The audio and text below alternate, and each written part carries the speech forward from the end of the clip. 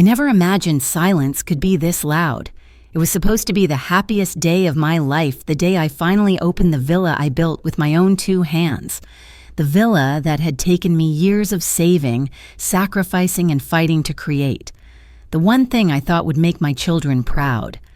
But as I stood there in the center of the bright white living room surrounded by guests and champagne glasses, clinking like tiny hammers against glass, the only sound I could truly hear was the echo of everything they hadn't said. Not a single happy birthday 6 months ago. Not a single call, text, or card. Just silence. Now they stood at the door, mouths open, pretending to be surprised, pretending to be family again. When they first stepped into the courtyard, their faces changed. My son Adam's fake smile froze halfway across his face. My daughter Lily's eyes widened behind her designer sunglasses. They were looking around the marble floors, the sea view. From the terrace, the crystal chandelier that glowed above my head like some kind of crown I never asked for. Suddenly I wasn't their aging, irrelevant mother anymore. I was valuable again. The kind of woman who owned something expensive, the kind of woman worth remembering. Mom Lily said, her voice dripping with sugar and disbelief, "You didn't tell us it was this big." I smiled the polite kind of smile that hides a storm. "You never asked," I said softly. Adam adjusted his tie like he was attending a business meeting instead of visiting the mother he hadn't called in months. "This must have cost a fortune," he said, scanning the room like a real estate agent. "Where did you even get the money for something like this?" I looked him in the eye. "By living while you were too busy." There was laughter around us, the kind of nervous, shallow laughter people use when they don't know what to say. My guests' neighbors mostly looked at my children like they were characters from a TV show. Some smiled out of pity, others out of curiosity. I wanted to disappear, but instead I reached for the microphone sitting by the cake table. I hadn't planned to speak. Not until I saw their faces, not until I realized how different they looked when money was in the room. I tapped the mic once and the chatter faded. The sea breeze drifted in from the open balcony doors carrying the scent of salt and roses. "Thank you all for coming," I began. My voice was calm, too calm. I felt it trembling inside my chest, but forced it steady. 6 months ago, on my 60th birthday, I spent the evening alone. I waited for a call that never came, for a knock on the door that never arrived. I made a cake that stayed untouched until morning. The room went quiet. My words were too heavy to ignore. I told myself they must be busy. I continued glancing briefly toward my children. Busy with work, busy with life, busy forgetting I existed. Lily's hand tightened around her purse strap. Adam looked away. I let the silence stretch between us, sharp and deliberate. Then I smiled again, not out of kindness, but out of survival. But today, look at us. My children finally remembered me. The audience gave a few hesitant chuckles, thinking it was a joke, but my eyes told them it wasn't. I guess all it takes is a $200,000 villa to make family important again. Gasps rippled through the guests. My words had sliced too close to the bone. I felt a strange satisfaction bloom inside me, sad, bitter, but real. Because in that moment, I wasn't invisible anymore. I was seen, even if for the wrong reasons. I looked directly into the camera that one of my friends was holding to record the evening. "Do you know what it feels like," I said quietly, my voice shaking now, "to give life to someone who treats you like an old receipt? To raise children who only remember you when there's something to gain." I took a slow breath, feeling tears sting behind my eyes. "If your children forgot you until money appeared, would you forgive them?" My eyes burned into the lens. Comment 1 if you wouldn't, like this, if you'd walk away. The room felt colder suddenly. A gust of wind swept in through the open terrace doors, rattling the curtains like restless ghosts. I set the microphone down, my fingers trembling slightly as I reached for a glass of wine. My reflection in the mirror behind the bar caught my eye. A woman with silver-streaked hair wearing a soft blue dress that shimmered under the lights. A woman who looked nothing like the broken mother who had cried over an untouched birthday cake 6 months earlier. I barely recognized her, and in some strange way that was comforting. Adam approached me again, lowering his voice so only I could hear. Mom, you didn't have to say all that in front of everyone. You made us look bad. I turned toward him, holding the glass so tightly I felt it vibrate. Did I? Or did you do that yourself when you forgot I existed? He sighed, rubbing the bridge of his nose. You're being dramatic. You know how busy we are. Work's been insane. Lily's got the kids. I cut him off. I raised 2 children alone after your father died. Don't talk to me about busy. The stem of the glass cracked beneath my fingers with a tiny, sharp sound. A line of red wine slid down my palm like a cut. I didn't flinch. I set the broken glass on the table, leaving a dark stain on the white linen. Careful, Lily said behind me, her voice brittle. You'll ruin the tablecloth. I turned slowly, my eyes meeting hers. Honey, I said there are worse stains than wine. I walked past them, my heels clicking against the marble, every step echoing through the villa like a reminder. The guests were whispering again, the music starting back up, trying to fill the tension that had cracked open the air. But I didn't care. I needed space. I needed air. I stepped out onto the terrace, the ocean stretching endlessly before me, dark and glittering under the sunset. The wind caught the hem of my dress, and for a moment I felt free, like the woman I'd been before I became someone's mother, someone's convenience. Inside, I could still hear them laughing nervously, pretending everything was fine, pretending they hadn't been the reason I built this house in the first place to prove maybe to myself more than to them that I could stand on my own. I remembered the night I signed the papers, the pen trembling in my hand as I wrote my name across the line. I had whispered to myself then, this is for me, not for them. But now, standing there with the sound of the waves crashing below, I wasn't so sure. What was it for, really, to prove that I was worth something, to show them that their absence had made me stronger? Or was it just another way to fill the silence they left behind? I didn't know. All I knew was that they were inside my house, eating my food, smiling for my guests, pretending to love me. And I was outside, alone again, exactly where I'd started. I looked back through the glass doors. Adam was talking to one of my neighbors, his arm draped casually over the back of a chair, already comfortable, already calculating. Lily was taking selfies with the villa's ocean view behind her, smiling like a woman who had won something. And maybe she thought she had. The stem of the broken glass on the table glinted under the chandelier. I could still hear the faint crack in my mind, sharp and fragile. It felt like a promise, a reminder that something was going to break tonight. Maybe it already had. They forgot my 60th birthday. They forgot who I was. But I hadn't forgotten what they did, and as I turned back toward the ocean, the sunset burning the horizon red and gold, I whispered to the wind, they think they've come to celebrate me. But soon they'll understand what it feels like to lose me. 6 months earlier, the house smelled like vanilla frosting and loneliness. I had spent the entire afternoon baking a cake I didn't even want to eat. The radio played an old song from my youth, something cheerful that only made the silence feel heavier. 60. I had turned 60 that day, and the only voices in my home were from the clock ticking and the oven timer beeping. I'd placed 3 candles on the cake, one for each of us, me, Adam, and Lily, because I didn't have enough energy to light 60. The small flames danced in the dark kitchen as I sat alone at the table, waiting for the sound of a car pulling into the driveway, or maybe a phone ringing. Anything. I waited all day. At 6 p.m., I finally gave up and checked my phone. One unread message. It was from Lily. Sorry, Mom can't make it tonight. Busy with the kids, we'll call tomorrow. There was no heart emoji, no exclamation mark. Nothing. Just words that looked like they had been copy-pasted from an obligation. I scrolled again, hoping there might be one from Adam. Nothing. He'd seen my message, the 2 blue ticks stared back at me like cold eyes, but he hadn't replied. I thought maybe they were planning a surprise. Maybe they wanted me to think they'd forgotten. I even laughed out loud at the thought. How ridiculous of me. But still I waited. By 9, the frosting on the cake had started to melt a little, sliding down the sides like tears. I cut a slice just to hear the knife scrape the plate. I took one bite and couldn't swallow it. It tasted like sugar and disappointment. That was when I heard a knock on the door. My heart leapt. Maybe they'd come after all. I rushed to the door, wiping my hands on my apron, ready to pretend I hadn't been crying.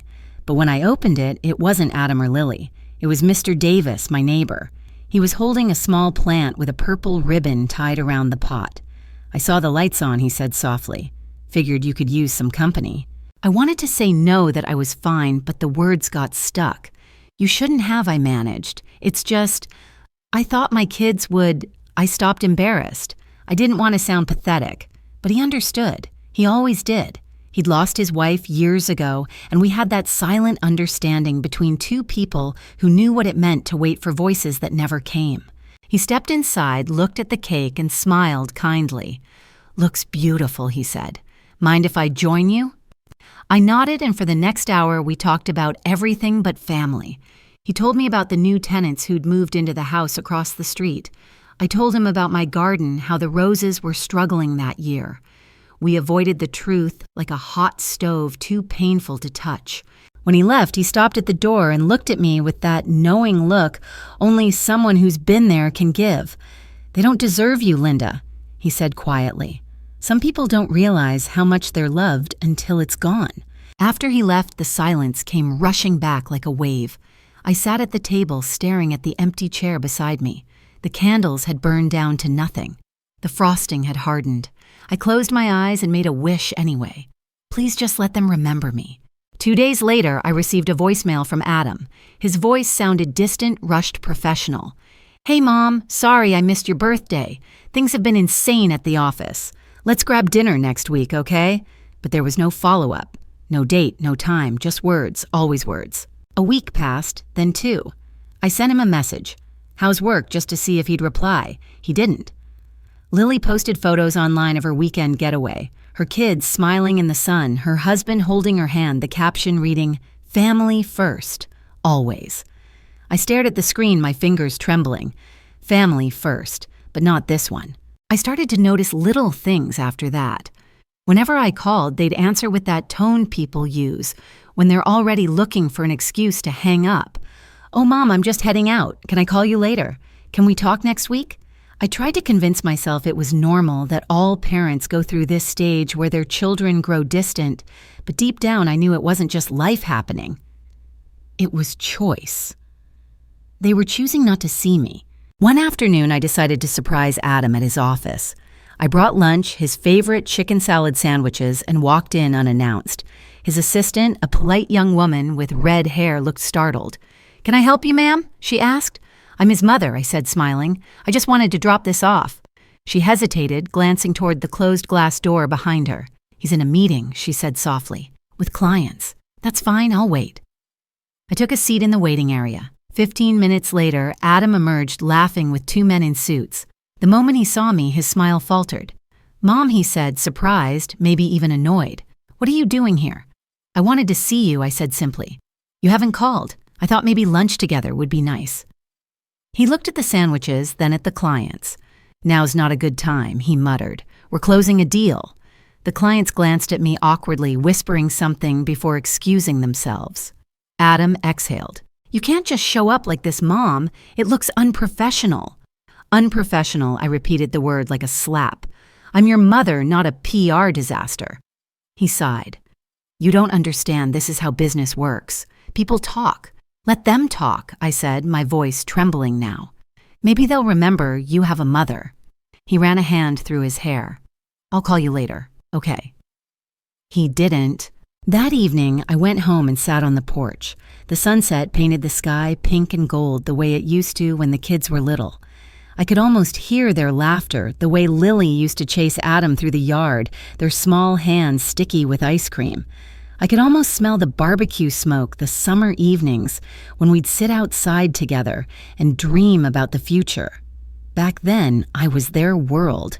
Now I was an afterthought. That night, I took out an old photo album. The pages smelled like time and dust. There we were, Christmas mornings, school plays, birthdays. In every photo, I was in the background smiling while holding the camera. The invisible glue that kept everything together. I traced my finger over their faces. My children, my life's work. "What happened to us?" I whispered. "When did love turn into obligation?" A single tear dropped onto the page, blurring the ink beneath Adam's name. I closed the album and placed it back on the shelf. The next morning, I walked into the kitchen and stared at the cake still sitting there untouched, except for one slice. The frosting had gone stale. I threw it away, cleaned the table, and told myself that was the last birthday I'd ever wait for anyone to remember. But even as I said it, a part of me still hoped they would surprise me next time. Because no matter how old we get, a mother's heart never stops waiting. Outside, the wind rattled the window pane, carrying the faint sound of the ocean in the distance. I stood there for a long time, staring at nothing, feeling everything. The first cracks had begun to show. I just didn't know then that they would become a fault line big enough to break us forever. It started subtly the way most betrayals do. Not with shouting, not with open cruelty, but with polite suggestions disguised as concern. A few weeks after my lonely birthday, Adam called out of nowhere. His voice sounded unusually bright, almost rehearsed. "Mom, I've been thinking," he said. "You're living alone in that big house. Doesn't it get exhausting?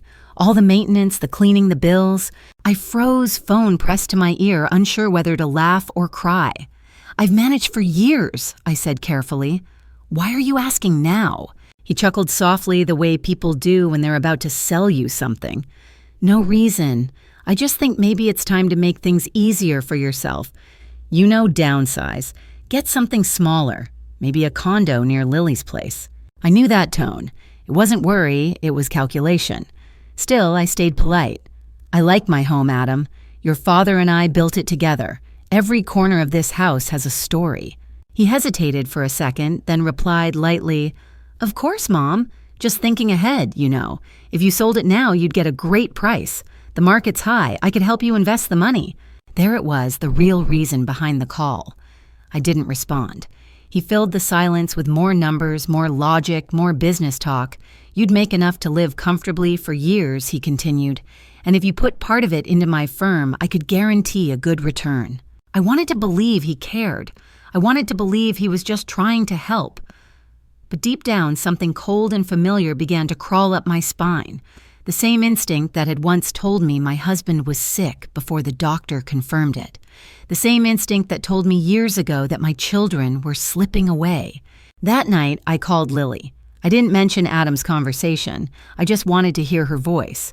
"Hi, sweetheart," I said. "How are the kids?" "Oh, exhausted," she sighed dramatically. "You know how it is. Between work and school drop-offs, I barely sleep. Sometimes I wish I had your life, peace and quiet." I smiled faintly. "You can come visit any time." There was a pause on the other end. "Actually," she said slowly, "I was going to talk to you about that. Your house is so big for one person. Don't you ever feel lonely? I mean, all that space must be hard to maintain." I closed my eyes. There it was again, the same script. "It's fine, Lily. I like my space." She laughed, but there was a sharpness to it. "I just think maybe you should consider moving somewhere safer, like one of those senior communities with 24-hour staff. That way you wouldn't have to worry about anything." "You mean," I said quietly, "I wouldn't have to worry about owning my own home?" The silence that followed told me everything. The next Sunday, they both came over together, something that hadn't happened in years. They arrived smiling, carrying takeout containers, and forced cheer. I should have been happy, but the whole visit felt like a performance. They complimented the house too much, commented on every piece of furniture like they were touring a property for sale. "Still keeping Dad's old desk," Adam said, running his hand across the polished wood. "You could probably sell this for a few thousand at least." Lily chimed in with mock innocence. "Oh, or donate it. You've always said you wanted to simplify your life, right?" I set the table in silence, pretending not to notice the shared glances between them. During dinner, Adam brought it up again. "Mom, listen. Lily and I were talking, and we think we have a great idea. There's this investment opportunity. Safe, high yield. We could help you manage your savings, maybe even double them." I stabbed my fork into my salad, my appetite gone. "I thought I told you I'm fine handling my own finances." Adam leaned forward, his tone soft but patronizing. "Mom, we're just worried about you. There are so many scams out there. We don't want you getting taken advantage of." Lily nodded, sipping her wine. "You've worked hard your whole life. You deserve to relax. Let us handle things for a while." I looked at them, my children, my blood, and for a second I couldn't recognize them. They looked more like strangers sitting at my table rehearsing lines they'd practiced in the car. I wanted to scream, to throw them out, to ask them where they were when I spent my birthday alone. But instead, I smiled because that's what mothers do. We pretend everything is fine, even when it isn't. When they finally left, the house felt colder than before. I sat in the quiet for a long time trying to convince myself I was imagining things. Maybe they really were worried. Maybe I was overreacting. But that night, I couldn't sleep. Every time I closed my eyes, I saw Adam's calculating smile, Lily's bright, too sweet eyes. A week later, the proof arrived. I had gone to the grocery store early in the morning, and when I came back, the door to my study was slightly open. I knew I'd locked it. My stomach tightened. Inside, the drawers of my desk were ajar and my financial folders had been moved. I checked the safe under the floorboard, still locked, thank God, but someone had tried to open it. I felt my heart hammering in my chest as I realized what it meant. They had been here. That evening, Adam called again, sounding unusually casual. "Hey, Mom, did you think about what we discussed?" "I did," I said, my voice steady, "and I decided not to sell." There was a pause, then a forced laugh. "Come on, Mom, don't be stubborn. You could use that money for travel, maybe even move closer to us." "I'm fine here," I said. "I like my house and my life." He sighed, clearly irritated. "You're making this harder than it has to be. Lily and I are just trying to help." I almost told him I knew they'd been in my house, that I'd seen the tampered lock, that I wasn't as naive as they thought. But I held it in. Sometimes, silence is the only weapon you have left. 2 days later, I went to Lily's house to drop off a birthday gift for her daughter. When I got there, I heard voices coming from the kitchen, Lily's and Adam's. I froze at the doorway. "She's not going to agree," Lily said, frustration in her tone. "She's too attached to that house." Adam's voice was lower, colder. "Then we'll have to make her. If she sells it, we both win. If not, we wait until something happens. She can't live there forever." There was a pause, then Lily laughed softly. "Don't say that like you're planning her funeral." "I'm just saying," Adam replied. "When the time comes, we'll handle it. The property's worth a fortune. We just need to be patient." The room spun. My hands went cold. I stepped back quietly, heart pounding so hard I could hear it in my ears. They didn't notice me. I slipped out the door before they could see. That night I sat on my porch again, staring at the stars that had once made me feel small but safe. Now they felt like witnesses. Every light in the sky seemed to whisper the same truth. My children weren't waiting to take care of me, they were waiting to take what was mine. I finally understood that their calls, their visits, their sudden affection, had nothing to do with love. It was about ownership, about turning my life, my home, into a transaction. I poured myself a cup of tea, my hands trembling as I lifted it to my lips. The taste was bitter. The air felt heavy. Somewhere in the distance, I heard laughter. Lily's kids may be innocent, unaware. I envied them. They still believed family meant safety.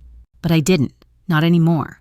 The weeks that followed were a blur of silence and small betrayals. I tried to convince myself that I had misunderstood everything, that my children couldn't possibly mean what I'd overheard. But then came the looks, the half-truths, the subtle lies wrapped in politeness. Every conversation felt rehearsed. Every smile felt like a mask stretched too tight. It started with Lily.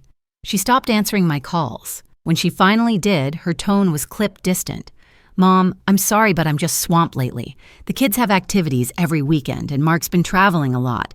Maybe we can catch up next month." Next month. Those 2 words became her favorite escape route. Next month, next time, later. Always later. Then Adam began sending messages that didn't sound like a son's words anymore. They sounded like business updates. "The market's slowing," he texted once. "You should think about selling before property values drop." No hello, no how are you, just advice disguised as strategy. I stopped replying, hoping that silence would make them realize what they were doing. Instead, it only pushed them further away. People noticed. At the grocery store, Mrs. Kellerman, who had known my family for years, gave me a sympathetic smile. "Haven't seen your kids around lately," she said. "You must miss them." I nodded, forcing a smile. I didn't have the heart to tell her they hadn't visited in months. The truth was too humiliating. By November, the weather had turned bitterly cold. The trees outside my house were bare, their branches scratching at the windows like restless fingers. I tried to stay busy baking, cleaning, organizing drawers that didn't need organizing, but the quiet was suffocating. The laughter that used to fill these walls had vanished, leaving only echoes of memory.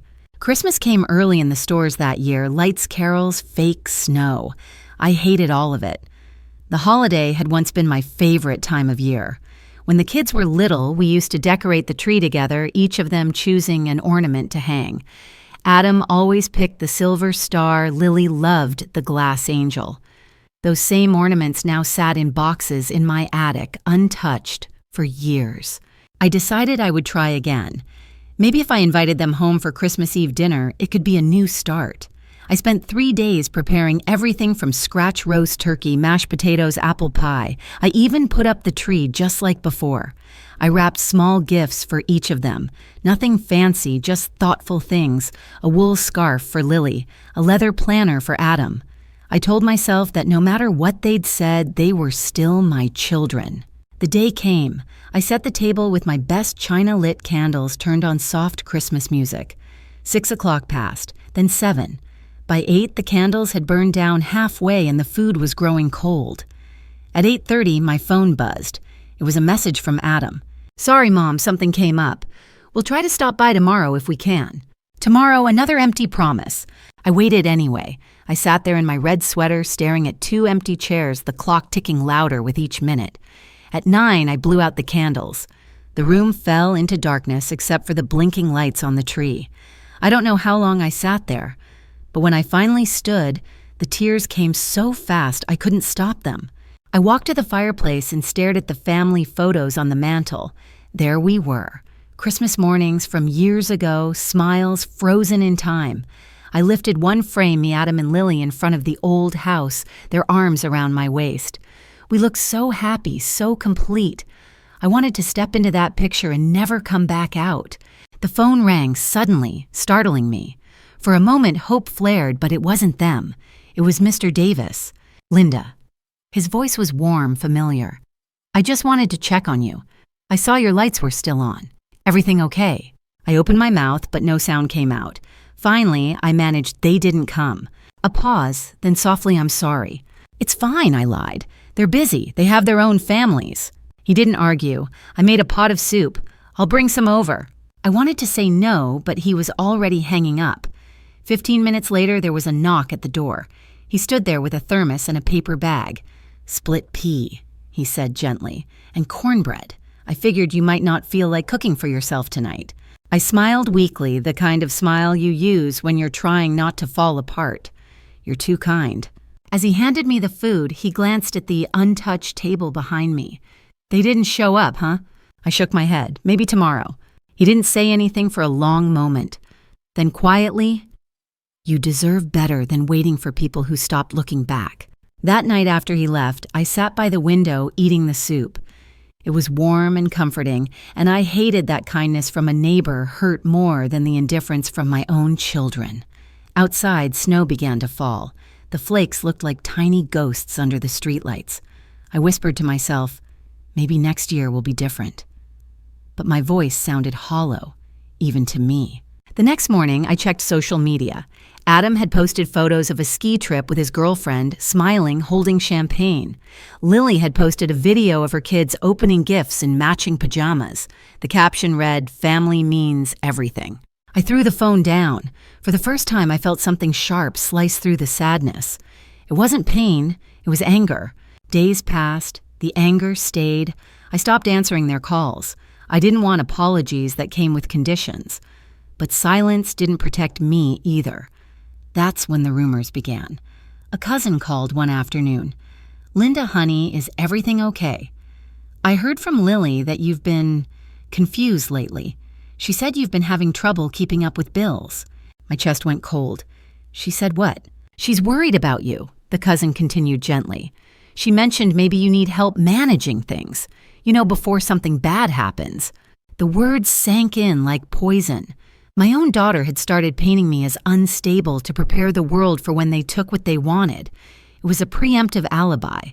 The next week, I learned that Adam had spoken to my old friend Marianne, hinting that I wasn't well enough to handle my finances. She forgets things he'd told her.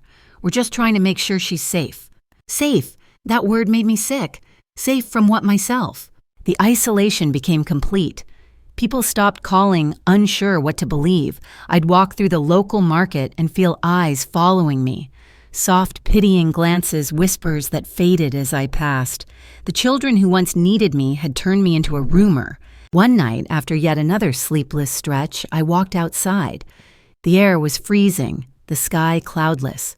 The moon hung low and pale over the ocean. My hands were numb, but I didn't care. I walked barefoot across the cold deck, the wood biting into my skin until I reached the small garden behind the house.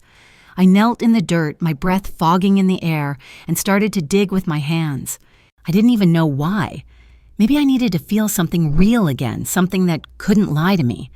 My fingers hit something solid, an old terracotta pot from years ago. Inside it were seeds I'd never planted. I stared at them for a long time, then pressed them into the soil. I covered them gently, whispering, "Grow," even if no one watches. It was a small, foolish act, but it steadied me. For the first time in months, I wasn't waiting for anyone to show up. I was building something, however small, that belonged only to me. When I stood and looked back at the house, the windows glowed softly against the dark. I realized then how much I'd given away, not just money or time, but pieces of myself. I had spent my life being the caretaker, the fixer, the invisible backbone. But even bones break when they're taken for granted long enough. That night, before I went to bed, I wrote something in my journal. Just one line. They have taken everything but my will to rise. And that, though I didn't know it yet, was the beginning of my return. By February, even the ocean sounded tired.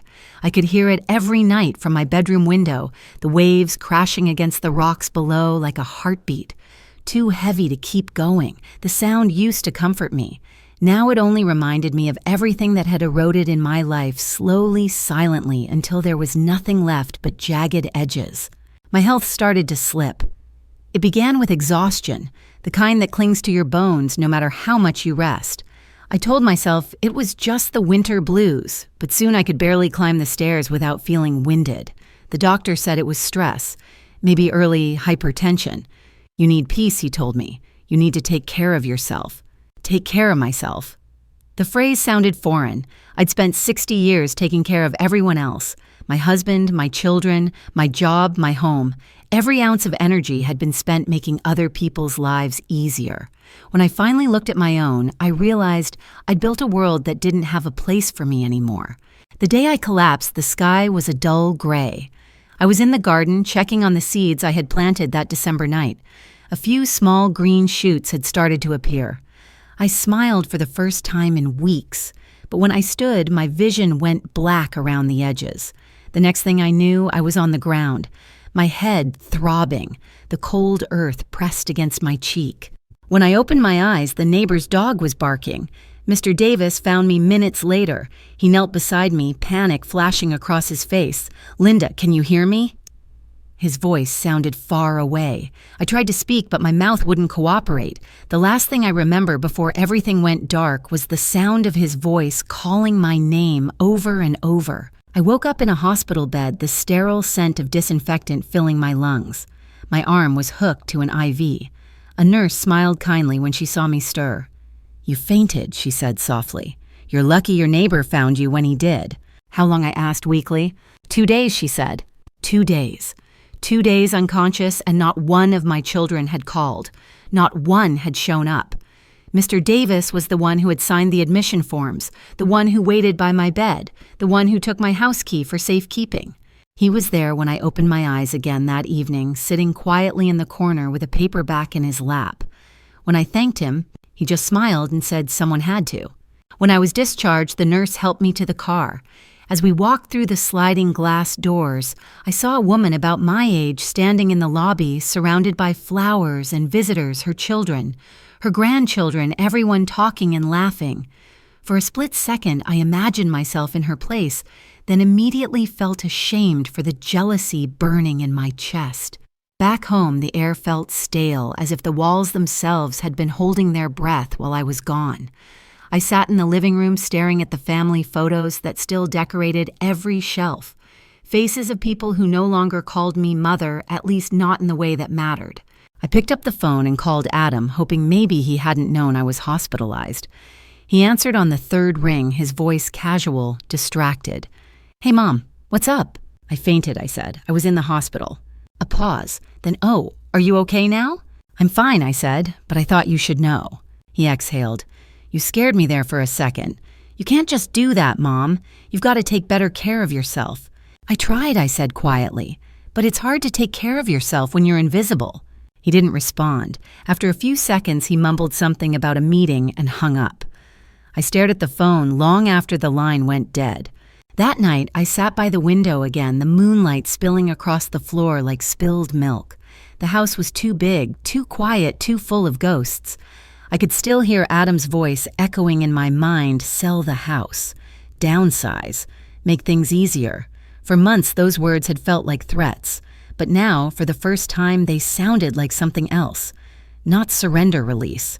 The next morning, I made coffee and opened the newspaper. There was a small ad for a property near the coast, a modest piece of land overlooking the sea. Something about it caught my eye. The headline read, "Where New Beginnings Are Built." I cut the ad out and pinned it to the refrigerator. It stayed there for 3 days while I argued with myself. I walked through the house, touching the walls, the furniture, the memories. I stood in front of my husband's old desk, the same one Adam had suggested selling, and ran my fingers over the scratches he'd left behind. "What would you do?"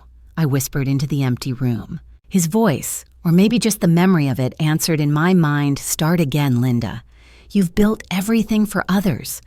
Build something for yourself." By the 4th day, I called the real estate agent. Her name was Monica.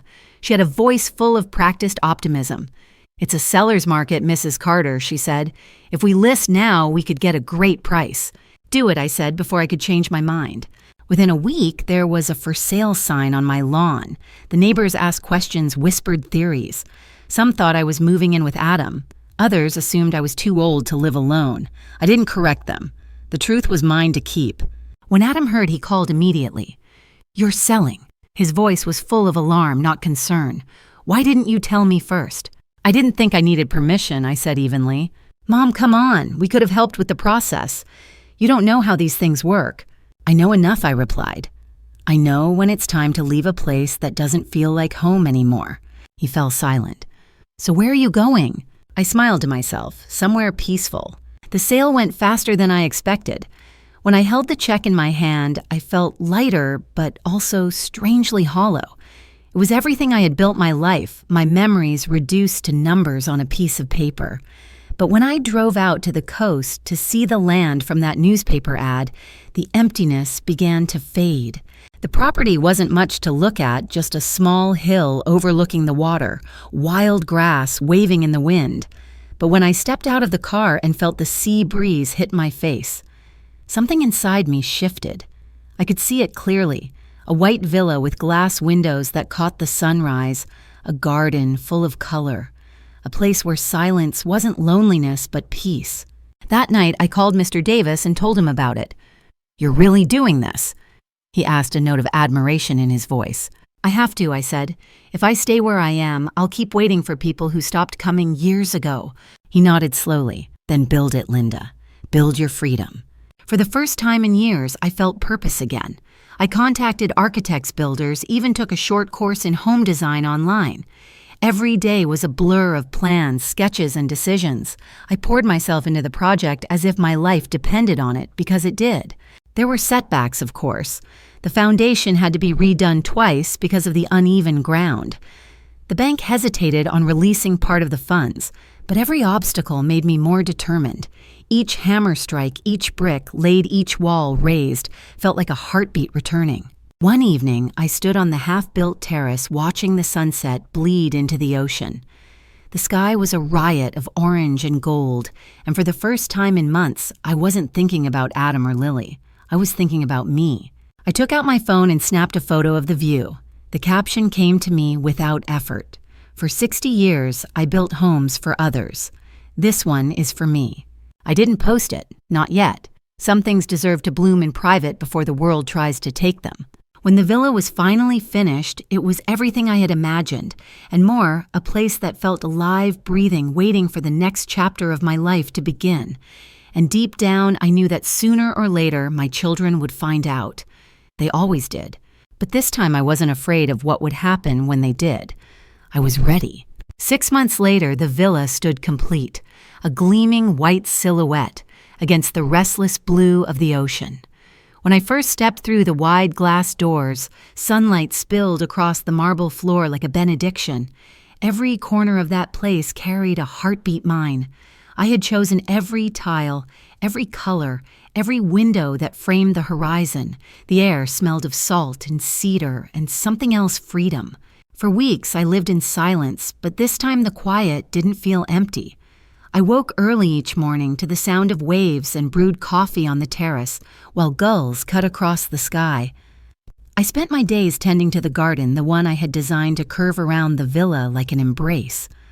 Roses, lavender, jasmine, all the flowers that once filled the garden of my old home, reborn here on new soil.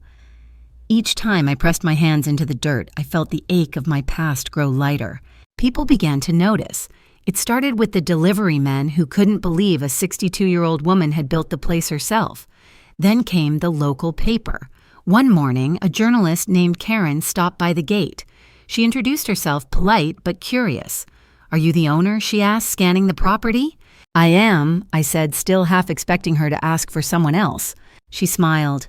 "I'm writing a feature on women who've reinvented themselves after 50.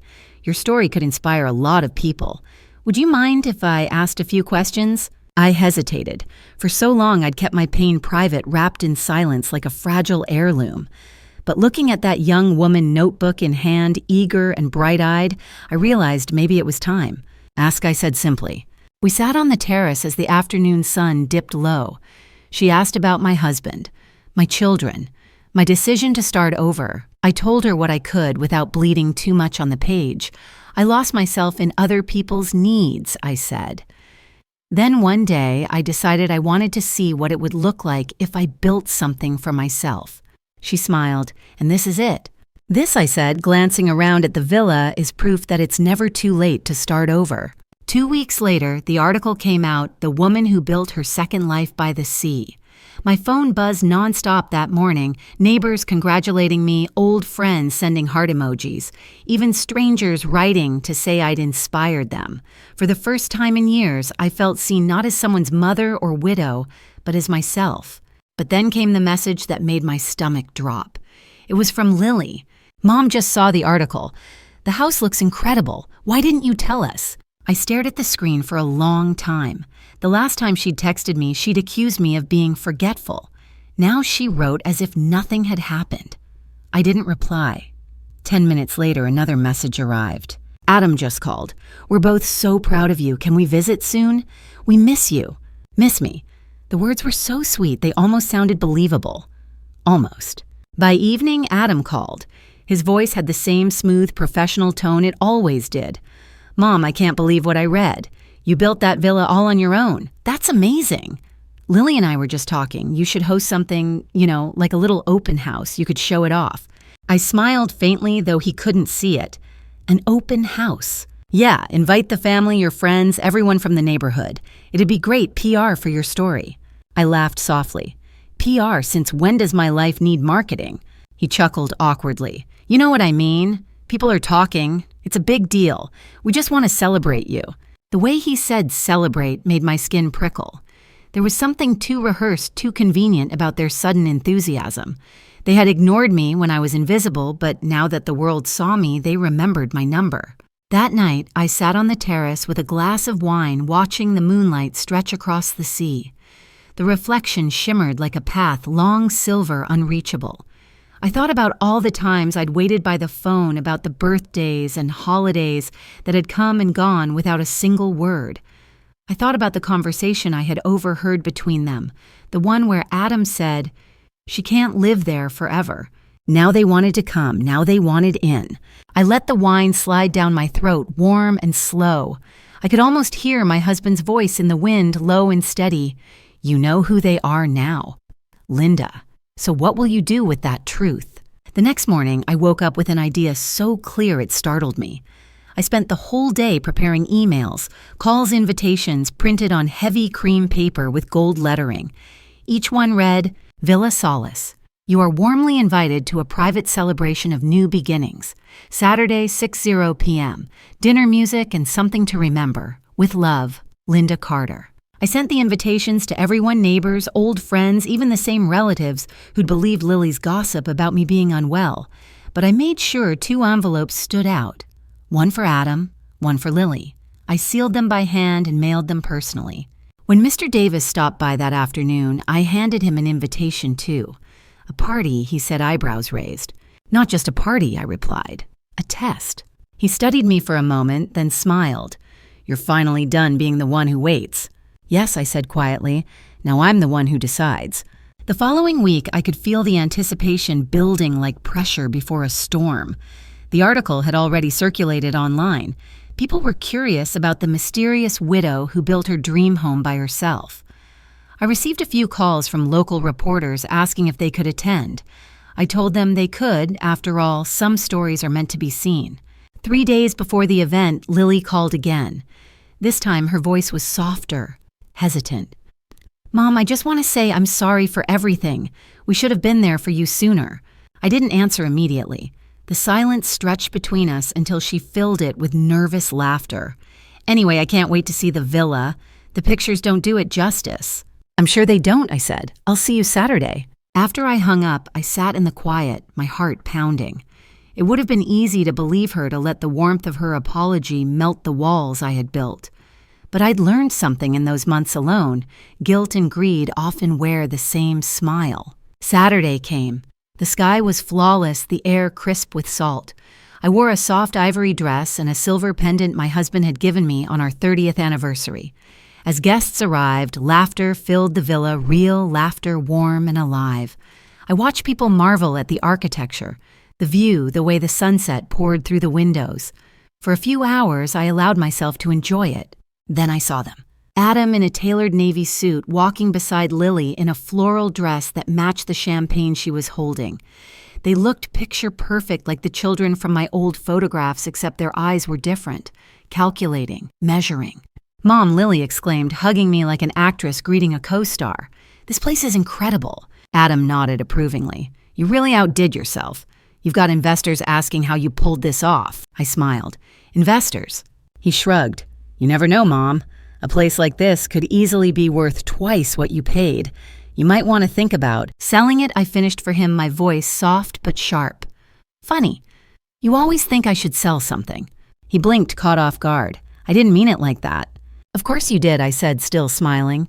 For the rest of the evening, I watched them play their parts, laughing too loudly, flattering my guests, taking selfies with the view.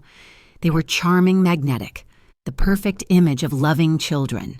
But underneath it all, I could feel their impatience, their hunger for the moment when they'd ask what they really came for. As the night deepened, I stepped onto the terrace with my glass raised. The crowd hushed. The sea shimmered in the distance, reflecting the moonlight like a mirror. Thank you all for coming, I began. Tonight isn't just about celebrating a home. It's about celebrating survival, about remembering that sometimes when life breaks you apart, you can build something stronger from the pieces. A murmur of agreement rippled through the crowd. I smiled and turned my gaze toward my children. 6 months ago, I was invisible, forgotten. But now here we are. Lily's smile faltered. Adam looked away. I raised my glass higher. To new beginnings, I said, and to discovering who truly stands beside you when there's nothing left to take. As the guests cheered, I lowered my glass slowly and met their eyes. They both smiled, but their faces had gone pale. The night was beautiful, the sea calmed, the air full of music, yet I could feel the storm coming. It wasn't over, not yet, because I knew one thing with absolute certainty: they hadn't come to celebrate me. They had come to reclaim me, and this time I was ready for them. The party had ended hours ago, but laughter still echoed faintly through the halls like ghosts refusing to leave. The villa smelled of roses and sea air, the scent of champagne lingering on the marble floor where someone had spilled a toast. Guests had left smiling, promising to call to visit to write, but the silence that followed their departure was thick, heavy, and expectant. I was standing on the terrace when I heard the sound of footsteps behind me. Slow, deliberate, confident. I didn't have to turn around to know it was Adam. I could recognize his stride anywhere, measured, practiced. The rhythm of a man who thinks he's walking into a negotiation he'll win. He stopped beside me, his hands tucked neatly into his pockets. "You throw a good party, Mom," he said softly, his voice almost too casual. "Everyone's talking about it." "I'm sure they are." He smiled thinly. "You've made quite an impression. People are saying you're some kind of miracle story. A woman in her 60s building a villa like this all on her own. They can't believe it." "I can," I said, still looking out at the dark horizon. The ocean glimmered under the moonlight like a sheet of liquid silver. "Because I lived it." He shifted his weight, the polished soles of his shoes scuffing against the stone floor.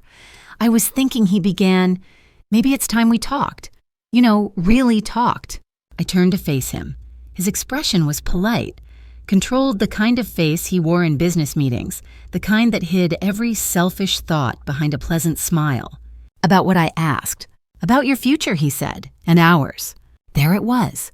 Not even an hour after the last guest had left, he was already circling. "My future," I repeated slowly. I didn't realize it was up for discussion. He chuckled softly, the sound hollow. "Come on, Mom, don't be like that. You've got all this now. This beautiful house, all these assets. It's amazing, really, but it's also a lot. A lot for someone your age to manage alone."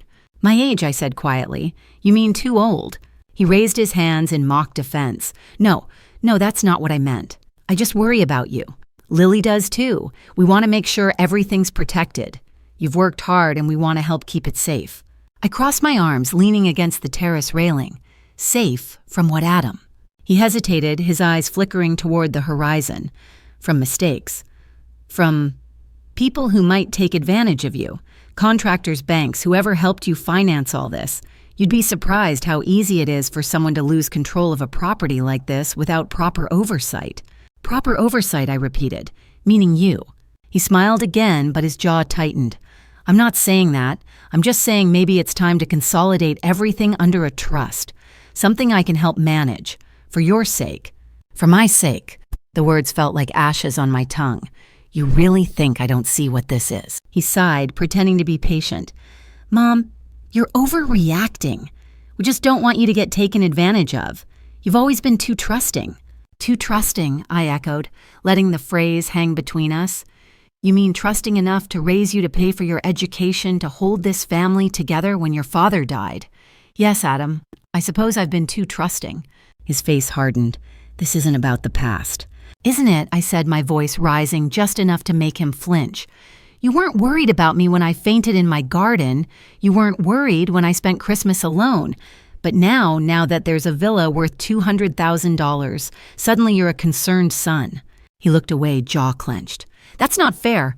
"No," I said, stepping closer. "What's not fair is watching your children circle you like vultures waiting for a chance to pick at what's left." The mask slipped. For the first time, I saw the irritation he'd been hiding under that smooth, professional calm. "You're being dramatic, Mom. You've always been sentimental." "That's your problem. You see emotion where there's just practicality. You don't understand how the world works anymore." I let out a small laugh, bitter and sharp. "And you do." "I run businesses," he said quickly. "I know what it takes to manage things properly. If you just let me handle this, I could make sure everything stays in the family." "In the family," I said softly, tasting the words like something spoiled. "You mean in your hands?" He opened his mouth, but I raised my hand. Don't insult me with another lie. I heard you, Adam." He froze. "Heard me?" "Yes," I said. "That day at Lily's. The kitchen. You said I wouldn't live here forever, that when the time came, you'd handle it. Do you remember that conversation?" Color drained from his face. You misunderstood." "No," I interrupted. "I heard every word, and I've replayed it every night since." He stared at me, searching for some angle to recover. "I was worried about you. That's all. You've been alone too long, and—" "Stop," I said, my voice firm now. "You're not worried about me. You're worried about what happens when I die. You've been planning around it, haven't you? Counting my money before my heart even stops. Mom, he said, his tone slipping into that false calm again. You're emotional right now. Let's just... No, I said again, louder this time. For once you're going to listen. He flinched at the sound of my voice, the authority he hadn't heard from me in years. I built this. I continued gesturing toward the villa. Every inch of it. I sold the house your father and I built. I used the money we saved together and I built something new. Something that belongs to me. Not to you, not to anyone. He shook his head, his jaw tight. You can't keep living like this, pretending you don't need help. I don't need help, I said. I need peace. For a long moment, neither of us spoke. The waves crashed below us, relentless and steady. Then I looked him in the eye and said the words I'd been holding back for years. You've already taken enough from me, Adam. My time, my trust, my hope. You don't get to take what's left. He stared at me, his expression unreadable. So that's it, you're cutting me out. I smiled faintly. No, you cut yourself out. I'm just acknowledging it. His lips parted as if to argue, but I turned away, walking toward the glass doors. Good night, Adam. He didn't move at first. Then as I stepped inside, he said quietly, You'll regret this, Mom. When you need us, don't expect us to be there. I stopped my hand on the doorframe and looked back at him one last time. I already lived that regret, I said, and I survived it. Then I closed the door, leaving him alone on the terrace, his reflection swallowed by the dark sea beyond. Inside, I exhaled for what felt like the first time in years. The confrontation hadn't broken me. It had freed me. But deep down, I knew this was only the beginning. The real storm would come tomorrow when the truth went public. Morning sunlight spilled through the glass walls of the villa, scattering gold across the marble like spilled paint. I had barely slept. The confrontation with Adam kept replaying in my mind, his voice low and venomous, his words dripping with the certainty that I would eventually fold as I always had. But something inside me had changed. The line between forgiveness and foolishness had vanished. Today, the world would see that too. By noon, the villa buzzed again with the sound of chatter and clinking glasses. Guests had returned for the brunch gathering I'd mentioned days before a polite excuse for closure after the party. The same faces filled the rooms, neighbors, friends, journalists, even a few local officials who wanted to be seen near a success story. I moved through them with a calm I didn't entirely recognize, smiling, thanking, greeting. My hands didn't tremble. My voice didn't shake. I had prepared for this moment as carefully as I'd built every wall of this house. From the corner of my eye, I saw them arrive, Adam and Lily. They looked perfect as always, him in a crisp navy suit, her in a pale lavender dress, their smiles rehearsed. They waved at guests as if they owned the place, and in some twisted way I think they believed they did. Mom Lily sang as she reached me, kissing my cheek. Her perfume was too sweet, her grip too tight. I hope we didn't miss anything. Not at all, I said evenly. You're right on time. Adam placed a hand on my shoulder, his tone overly warm. You look beautiful, Mom. And the house, well, everyone's talking about it. Good, I said. That's the point. He frowned slightly, but before he could ask, I turned toward the group of journalists near the dining table. Ladies and gentlemen, I said, raising my voice just enough to gather attention. If you have a moment, I'd like to say a few words. The murmurs quieted. Cameras lifted. The air shifted thick with curiosity. I could feel Adam stiffen beside me, his instincts catching the scent of something he couldn't control. 6 months ago, I stood in a different house, surrounded by silence. My children had forgotten my birthday, and I had forgotten who I was. I thought that meant I had nothing left. But I was wrong. A few guests exchanged glances, unsure if this was going somewhere polite. I smiled faintly. What I've learned since then, I continued, is that loneliness isn't always a curse. Sometimes it's an invitation to rebuild, to rediscover, to rise. Applause broke out among the guests, light and hesitant. I let it fade before I spoke again. When I built this villa, I didn't just build a home. I built a promise to never again let anyone measure my worth by how much they needed me. And today, I want to share how I plan to keep that promise. Behind me, one of my assistants, an older woman named Marcia, who had helped me organize the event, stepped forward holding a folder. She handed it to me, her eyes warm with quiet encouragement. I opened it and looked straight at my children. Effective immediately. I said clearly the ownership of Villa Solace, along with all associated assets, has been transferred to the Carter Foundation, a charitable trust dedicated to supporting women over 50 who've been abandoned, overlooked, or forgotten by their families. Gasps rippled through the room. Cameras clicked. The journalists leaned forward, pens scratching furiously. Adam blinked, his jaw tightening. "Mom, what?" Lily's smile faltered. "You're joking, right?" I shook my head. "No, it's already signed. The papers were filed this morning." Adam stepped closer, lowering his voice, but not enough to escape the microphones nearby. "You can't just give everything away. This is your legacy." "My legacy," I said, my voice calm, "isn't in property or money. It's in what I leave behind that actually matters." Lily's face flushed. "You're giving it to strangers," she said incredulously, "to nobodies." I turned to her. To women who once believed they were nobodies until someone reminded them they weren't. A hush fell over the room. The journalists looked from me to my children, their pens poised. I could feel the heat of Adam's anger rising, his mask slipping. "You can't do this," he hissed. "This isn't rational. People will think you've lost it." I smiled a slow, deliberate smile that felt like liberation. "No, Adam. People will think I finally found it." There was laughter then, not from me, but from somewhere in the crowd.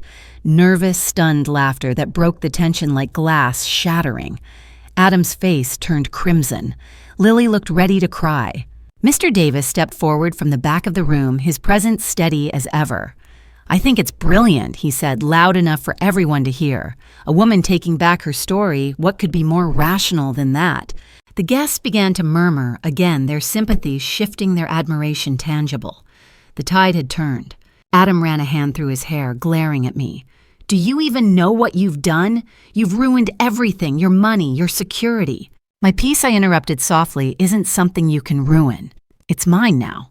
He stared at me speechless, his mouth opening and closing like a man drowning in air. Lily looked at him, then at me, and for the first time in years, I saw a flicker of realization in her eyes, a glimmer of shame she couldn't hide. I stepped forward, letting the cameras capture every word.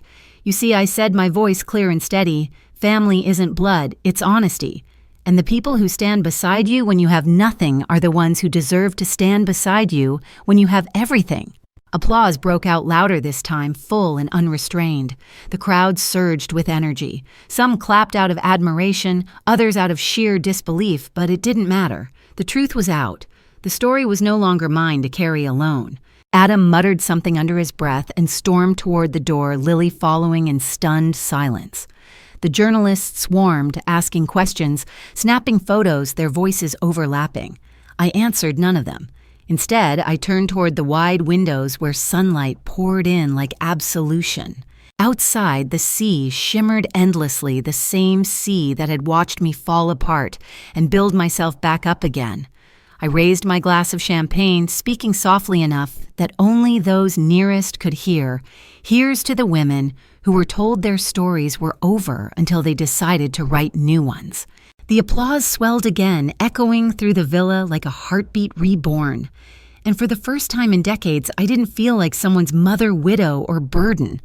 I felt like myself, whole, unafraid, and finally free. The video hit the internet before the champagne had even gone flat. Someone had recorded the entire scene, the speech, the confrontation, the moment Adam's face twisted with disbelief as I revealed the foundation. By nightfall, clips from the event were everywhere, local news, social media, even international platforms. The headline varied slightly depending on the outlet, but the message was the same. 62-year-old widow gives away her fortune to empower women abandoned by family. My phone buzzed constantly. Messages flooded in from strangers, journalists, community groups, even former students from years ago. I ignored most of them. I didn't need the validation, though I couldn't deny the strange warmth that came with knowing my story had touched people. For the first time, my pain had purpose. What I hadn't expected was how fast the fire spread. By the next morning, dozens of reporters were parked outside the villa gate. They weren't just chasing a human interest story, they were chasing a scandal. The video of Adam's outburst had gone viral. The internet had turned him and Lily into symbols of greed, their carefully constructed images reduced to memes and commentary threads. One popular post read, "How poetic. They forgot her birthday but remembered her bank account." Another said every parent watching this just reconsidered their will. I stood at the kitchen window watching from behind the lace curtain as camera flashes popped like fireflies outside. Mr. Davis appeared at my doorstep just after 8, a paper bag of warm pastries in his hand. "You've started a revolution," he said with a grin. "I didn't start anything," I replied. "I just stopped staying quiet." He chuckled softly, setting the pastries on the counter. Sometimes that's all it takes to light a fire. By mid-morning, the doorbell rang again, this time not a journalist, but the head of a local women's shelter.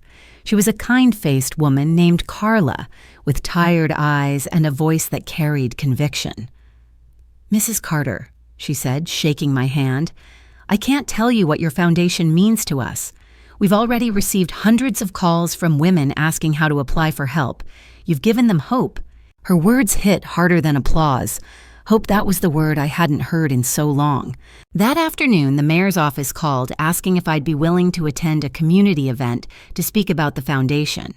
I agreed mostly because I knew the more visible the foundation became, the harder it would be for anyone, especially my children, to undo what I'd built. Meanwhile, the fallout for Adam and Lily intensified. The internet had no mercy. Commentators dug through their social media, pulling old posts that painted a picture of entitlement. Business contacts distanced themselves. The law firm Adam worked for quietly released a statement emphasizing that personal family matters do not reflect the values of the company. In other words, he was on his own. Lily's friends stopped inviting her to gatherings. Her neighbors avoided eye contact at the supermarket. Even her husband, Mark, was rumored to have taken the children to his parents' house for space. It was the public equivalent of being exiled, and though part of me pitied them, another part couldn't ignore the truth they had done this to themselves. The first public rally for the Carter Foundation took place a week later at the town hall. The crowd surprised everyone, hundreds of women from every background standing shoulder to shoulder holding handmade signs that read, "Dignity has no age and we are not forgotten." When I stepped onto the stage, the roar of applause was overwhelming. I hadn't planned a long speech, but the words came easily, carried by something larger than anger, something closer to clarity. I spent too many years thinking silence was love, I began. Thinking that if I just stayed patient, if I just gave more one day, I'd be seen. But love isn't quiet. Love shows up, and if it doesn't, it isn't love. The crowd erupted in cheers, some women wiping tears from their faces. "This foundation isn't about revenge," I continued. "It's about freedom, about proving that we are more than what others decide we're worth." Someone in the front row shouted, "Tell them Linda." The laughter that followed was full of solidarity, not mockery. I smiled, realizing for the first time that this was what community was supposed to feel like. After the event, a local news anchor approached me for an interview. "Mrs. Carter," she said, microphone in hand, "your story has inspired thousands. But it's also divided opinions. Some say you went too far, publicly humiliating your children. How do you respond to that?" I looked straight into the camera. You can't humiliate people who've already abandoned their conscience. What I did wasn't revenge. It was honesty. The world needs more of that. The clip aired that evening and reignited the fire online. The comments poured in messages from people who had been forgotten, from mothers estranged from their children, from daughters who regretted taking their parents for granted. My inbox became a collection of confessions and gratitude. But not all the messages were kind. A few anonymous accounts accused me of being cold, manipulative, attention-seeking. I read every one of them and smiled, because unlike before, those words no longer pierced me. They weren't truth. They were projections. A few nights later, I received a call from an unknown number. I hesitated before answering. "Mom, it was Lily." Her voice was hoarse, unsteady. "Please don't hang up." I stayed silent. "I know we hurt you," she said. "I don't even know how to start fixing it. Everything's a mess now. People are saying awful things about us. Adam won't talk to me. I wanted to say I'm sorry." Her words trembled under the weight of desperation, but something in her tone felt different this time, less performative, more human. Still, I didn't rush to comfort her. "I'm sorry too," I said finally. "Sorry that it took losing everything for you to see what mattered." she sniffled. "Can I come see you?" I paused. "Not yet. Some things take time to rebuild, and trust is one of them." She cried quietly on the other end, then whispered, "I understand." After we hung up, I stood by the window again. The night was calm, the sea almost still. I thought of Lily as a child running barefoot through the yard, her laughter trailing behind her like wind chimes. I thought of Adam sitting at the kitchen table doing homework while I cooked dinner. Somewhere beneath the wreckage of their greed, those children still existed. I just didn't know if I'd ever find them again. The following morning, a journalist asked to feature the foundation in a national magazine. "You've become a symbol," she told me over coffee. "People see themselves in you." A symbol of what I asked, of what happens when dignity stops apologizing. That line stayed with me all day. When dignity stops apologizing. Maybe that was what this had all been about. Not vengeance, not fame, but dignity. Later that week, I walked down to the beach at sunrise. The sand was cool beneath my feet, the air crisp. Mr. Davis joined me 2 cups of coffee in hand. We sat in silence, watching the sun climb above the water. "You did it," he said eventually. "No," I replied softly. "I just told the truth. The rest took care of itself." He smiled. "The truth's a dangerous thing, Linda. Once you say it out loud, it spreads, like fire." I nodded, watching the waves. Then maybe it's time the world burned a little. When I returned home, the front steps were covered with letters, handwritten envelopes from women across the country. I sat on the floor and opened them one by one. Some thanked me. Some shared stories of their own heartbreak. Some simply said, "You made me feel seen." Tears came again, but they weren't the lonely kind this time. They were full of something cleaner, something almost sacred. Because every word on those pages was proof that pain, when faced honestly, could transform into light. That evening, I recorded a short message for the Foundation's page. The camera framed me against the sunset behind the villa, the sea glowing gold. I built this house. I began to remind myself that no one else defines my worth. But if my story means anything, let it mean this forgiveness is a door you open for peace. Not for repetition. Dignity isn't revenge, it's rebirth. I looked into the lens, my voice steady. If you believe that every person deserves a second chance not to be taken advantage of, but to stand tall again, comment 1 below. And if you've ever rebuilt yourself from pain, and share this. Let someone else know it's possible. I paused for a long moment before ending with a whisper that was half prayer, half promise. Because sometimes I said the fire that burns your life down is the same one that lights your way home. The storm didn't fade quickly, it never does. But when it finally began to quiet, what remained was something unexpected peace. Not the fragile waiting kind I used to know, but the deep, grounded stillness that comes when you stop fighting for approval that was never yours to win. The news cycle moved on within weeks, but the echo of what happened lingered. For Adam and Lily, it was the kind of silence that follows after a fall. Adam lost his partnership at the firm.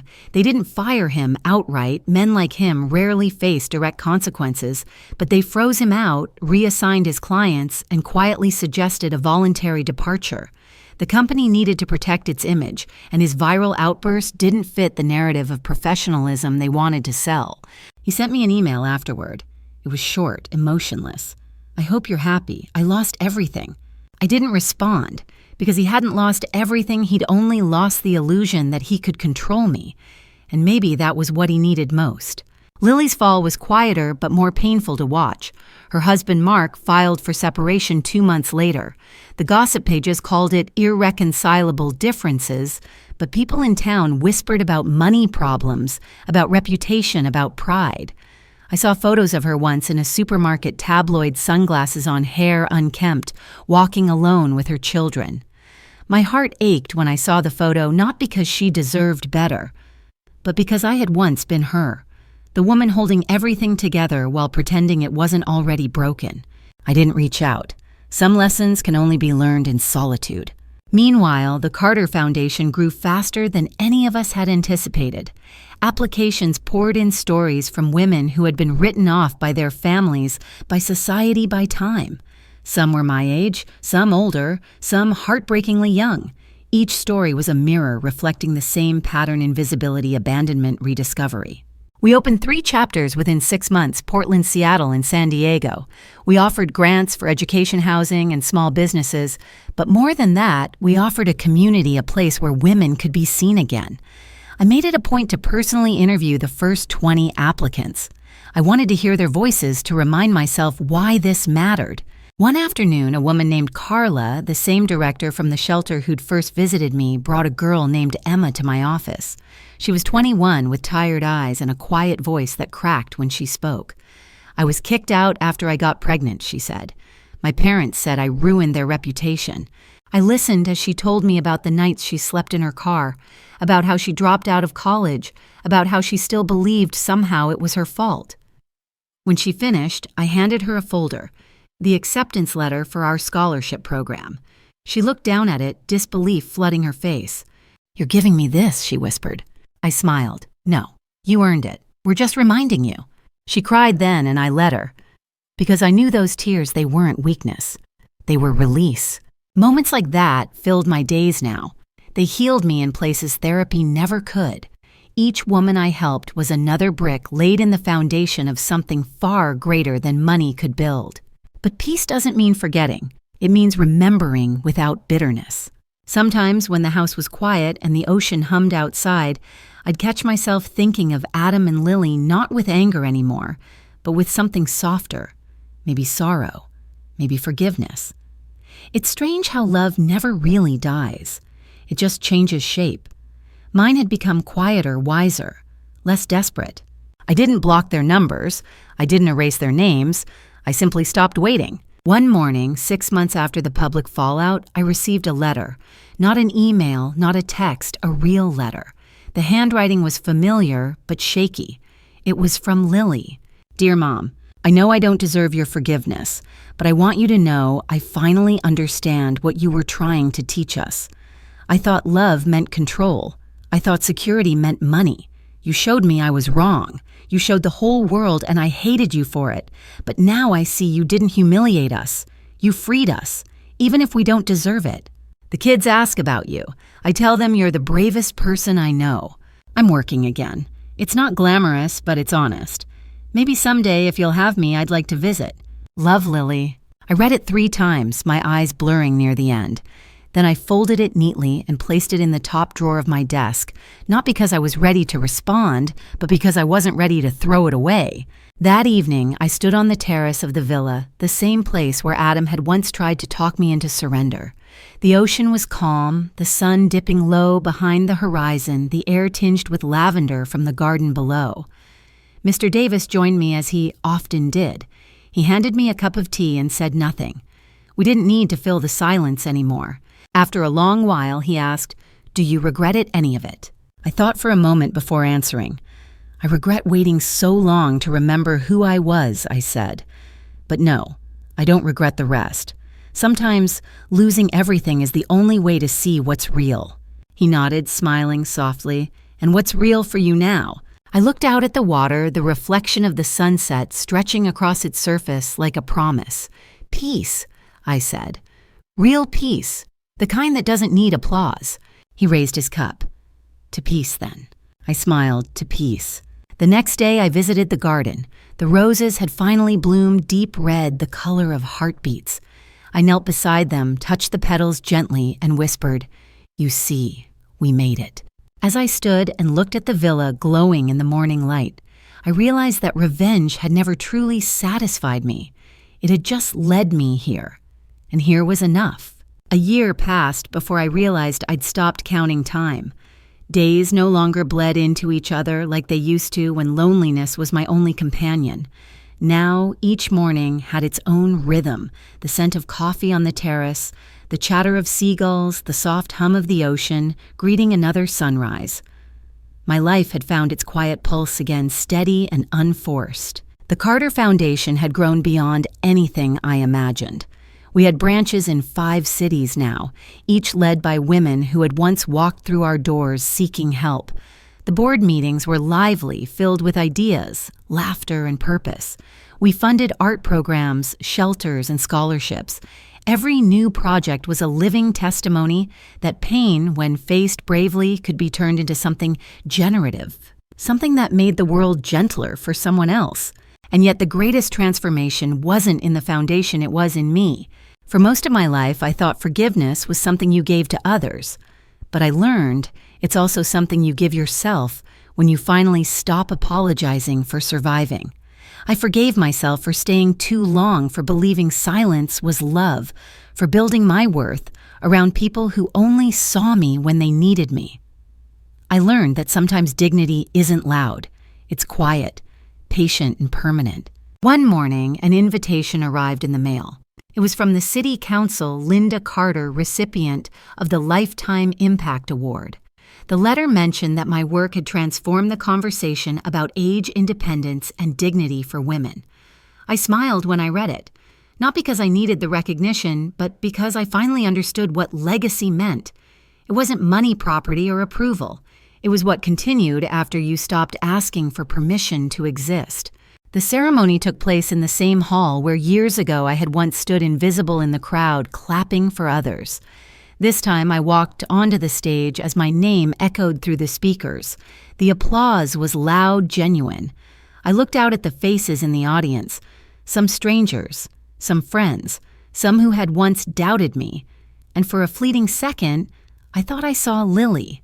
She was sitting near the back, her eyes shining with tears. Our gazes met and she smiled softly. I didn't wave, but I nodded just once enough to say, "I see you." When I took the microphone, I didn't read from the paper the organizers had prepared. Instead, I spoke from memory, from the long, scarred map of my heart. I used to think dignity was something people could take away, I said. But it isn't. Dignity is what's left when you've lost everything else. It's what keeps you standing when love doesn't show up, when silence fills the room, when no one claps for you. It's what you carry when you walk away and finally realize you never needed their permission to matter. The room fell quiet, the kind of silence that listens instead of judges. I built a house once I continued. It was beautiful, but it wasn't peace. Peace came when I learned I didn't need a roof to be whole, just the courage to stand in my own light. Applause erupted long and steady, the kind that fills you but doesn't overwhelm you. I bowed my head slightly and stepped down from the stage, the sound washing over me like a soft tide. That evening, back at the villa, I poured myself a glass of wine and walked down to the beach. The sea was calm, the horizon painted in gold and rose. The same view I had watched countless times, yet it never looked the same twice, like life always changing, always teaching. Mr. Davis joined me after a while, his steps slow but steady in the sand. He carried a small envelope. "The city sent this for you," he said, handing it to me. Inside was a photograph from the ceremony, me at the podium, speaking light falling across my face. On the back, someone had written in neat cursive, "You taught us that strength can look like grace." The council. I smiled, slipping the photo into my pocket. "Funny," I said, "for so many years I thought strength had to look like anger." He chuckled. "You've learned it doesn't." We stood there in silence, watching the last light fade. When he finally left, I stayed behind, letting the wind lift my hair, the waves lick at my ankles. Somewhere behind me, the villa's windows glowed warm and steady, a lighthouse for no one but me. I closed my eyes and whispered the same words I had said to myself a year ago. Only this time they felt complete. They forgot me once. But I remembered myself. Then turning to the invisible audience I had carried with me through every step of this journey, the strangers who had listened, the women who had written the souls, who had recognized themselves in my story, I spoke one last time. "If you've ever been unseen," I said softly, "if you've ever waited for someone to remember you and they never did, don't let that be the end of your story. Build something out of that silence. Build peace. Build freedom. Build yourself." The ocean roared in answer as if the universe itself was applauding. I took a deep breath, the kind that fills you all the way down to the soul, and smiled. "Tell me." I said quietly, "What would you build if the only approval you needed was your own?" And as the screen of my life faded into the golden dusk, I walked toward the water, leaving only footprints behind, strong, deliberate, and free.